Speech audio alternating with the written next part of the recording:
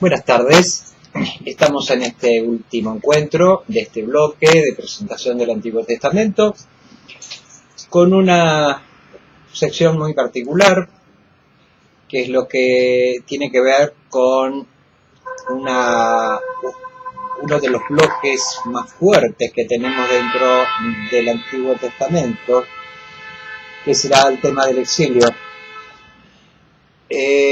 Por supuesto que, como siempre, buscamos en la Biblia algunas razones históricas y no siempre las encontramos, porque está como disperso en varios libros.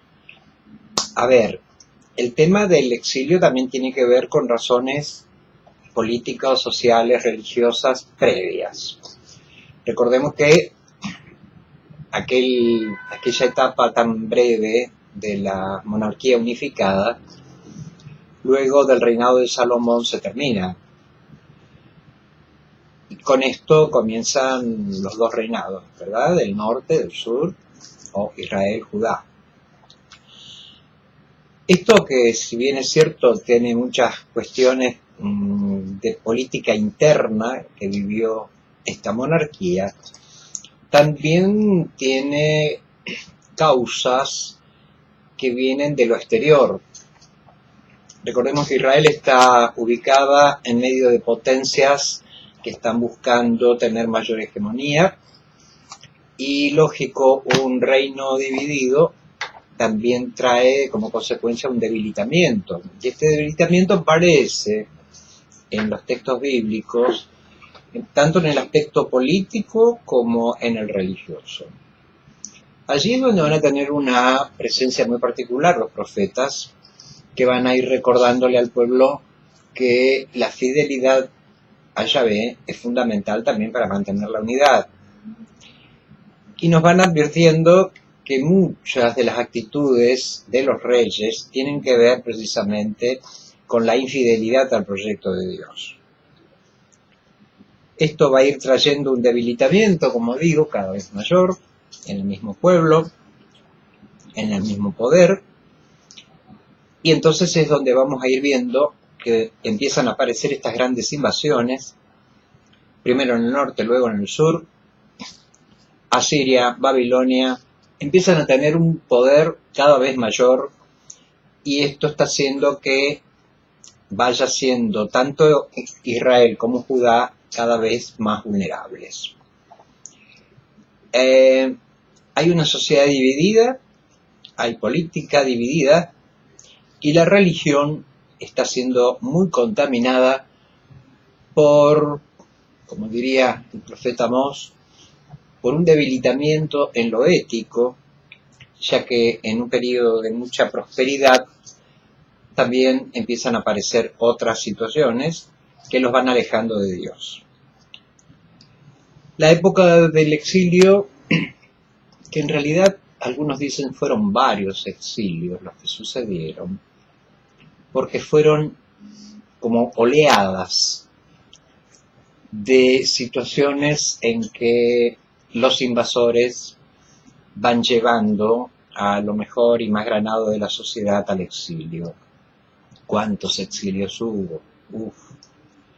Lo cierto es que lo que nos van quedando luego en los libros es la consecuencia de este exilio o de estos exilios, con lo que significó el sufrimiento del pueblo.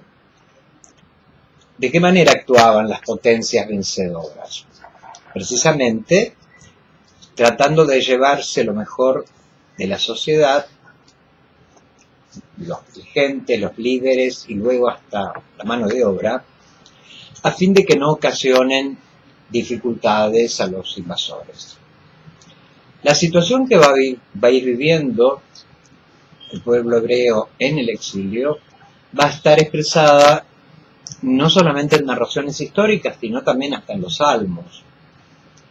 Por allí es conocido aquello de cómo cantar una himnación estando en tierra extranjera.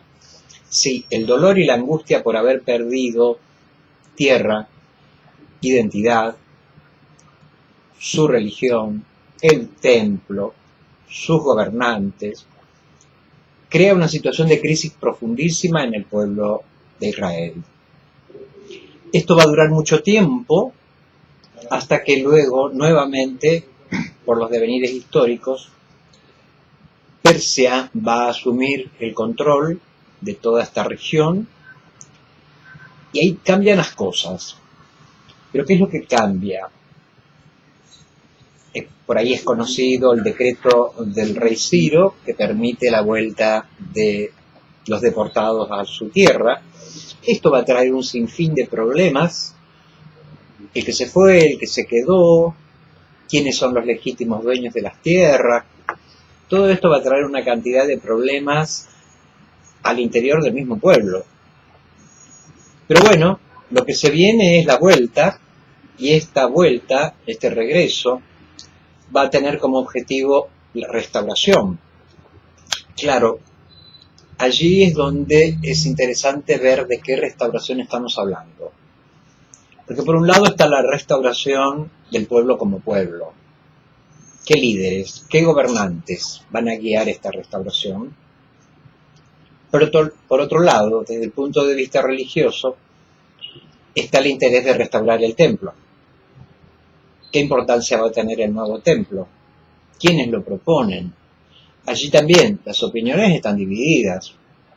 Hay todo un proyecto que llamaríamos oficial, de restauración total, ciudad y templo, y hay otros que hablan de una restauración del pueblo, en su calidad de pueblo elegido, en su calidad de pueblo de Dios. Allí nuevamente, hasta la postura de los profetas va a estar como encontrada. No se ponen del todo de acuerdo. Más tarde, una vez que este proceso de restauración ya se había iniciado, nuevamente los dueños de poder en el mundo van cambiando, y es así como Persia cae bajo la dominación de los griegos. En este caso, las campañas de Alejandro, que se van extendiendo por toda la región, van trayendo no solamente nuevos dominadores, sino también, y lo que es más fuerte, una cultura nueva, que es lo que conocemos como el helenismo, que tuvo también sus momentos, de mayor, digamos, conflicto, especialmente cuando se toca la cuestión de la cultura y de la religión del pueblo. Esto va a traer como consecuencia una resistencia de parte de algunos sectores del pueblo. Ahí vamos a hablar, por ejemplo, de la resistencia macabea. Esta resistencia que exaltó los valores morales, religiosos, cívicos también, tuvo una duración no demasiado extensa, pero lo que sí dejó este periodo como fruto fueron muchos libros y muchas narraciones y relatos que se fueron agregando, incorporando a los libros que conocemos como los libros de la Biblia. Allí aparecen relatos que exaltan un aspecto más nacional, más de compromiso y de fidelidad con Dios, la colección de los libros de la sabiduría, que empiezan a tomar una forma diferente en medio de una cultura diferente, tratando de resaltar los valores de este pueblo. Una época muy rica en cuanto a la producción literaria y en cuanto al revisar la propia fe.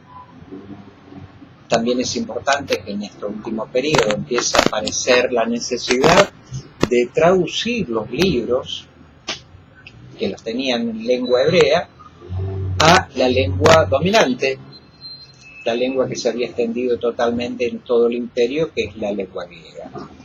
Y allí más o menos es donde va terminando este periodo y quedan abiertas las puertas para un tiempo nuevo, que esto es lo que va a dar luego paso a lo que conocemos como el Segundo Testamento o el Nuevo Testamento. Pero esto es otro también.